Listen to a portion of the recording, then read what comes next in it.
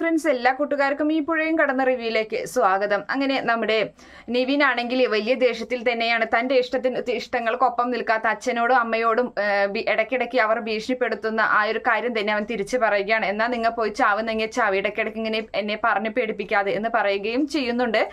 എന്തായാലും നമ്മുടെ നിവിൻ വേഗം പോകുന്നത് ഇവിടേക്കാണ്, പോലീസ് സ്റ്റേഷനിലേക്കാണ്. അപ്പൊ നമ്മുടെ അവിടെ പുതിയൊരു SI തന്നെയാണ്, ലേഡിയാണ് അപ്പൊ ചാർജ് എടുക്കുന്നത്. അപ്പൊ ആ SIയുടെ അരികിലേക്ക് നമ്മുടെ കാവേരിയും അതുപോലെ ശാരദയൊക്കെ വന്നിരിക്കുകയാണ്. നിവിനും ഉണ്ട്, അതുപോലെ തന്നെ വിനീതും ഗംഗയും എല്ലാവരും ഉണ്ട്. അപ്പൊ തെളിവ് സഹിതം അവിടെ ഹാജരാക്കിയിരിക്കുകയാണ്. കാര്യങ്ങളെല്ലാം SIയെ ബോധ്യപ്പെടുത്തുകയും ചെയ്യുന്നുണ്ട്. അപ്പോൾ അവിടേക്ക് നമ്മുടെ ജയപാലനെ വിളിക്കുകയാണ്. അങ്ങനെ ജയപാലനോട് പറയുന്നുണ്ട്, എൻ്റെ അച്ഛനെ പറ്റിച്ചതിലുള്ള തെളിവ് സഹിതം എനിക്ക് അച്ഛൻ്റെ പഴയ ഫോൺ കിട്ടിയിട്ടുണ്ട്. നിങ്ങളുടെ ഫോൺ സംഭാഷണം വരെയും അതിൽ റെക്കോർഡാണ്, അതൊക്കെ മതി എനിക്ക് തെളിവായിട്ട് എന്ന് പറയുകയും ചെയ്യുന്നുണ്ട്. അപ്പൊ ജയപാലന് ഒരു ആത്മവിശ്വാസത്തോടു കൂടി തന്നെയാണ് അവിടെ നിൽക്കുന്നത്. അങ്ങനെ അവളാണെങ്കിൽ തൻ്റെ വണ്ടിയിൽ 2 വീലറിലായിരുന്നു ആ ഒരു ഫോൺ വെച്ചിരുന്നത്. അങ്ങനെ ആ ഫോൺ എടുക്കാൻ വേണ്ടി അവള് പോലീസ് സ്റ്റേഷന്റെ പുറത്ത് വന്ന് ഫോൺ വണ്ടിയിൽ നോക്കുകയാണ്. പക്ഷേ ഫോൺ അപ്പം മിസ്സിംഗ് ആണ്.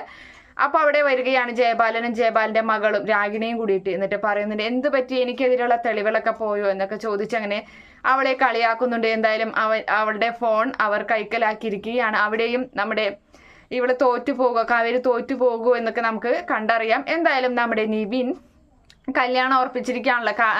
ഇവള് രാഗിണിയുമായിട്ട് ഇനി 2 ദിവസം മാത്രമുള്ളൂ കല്യാണത്തിന്.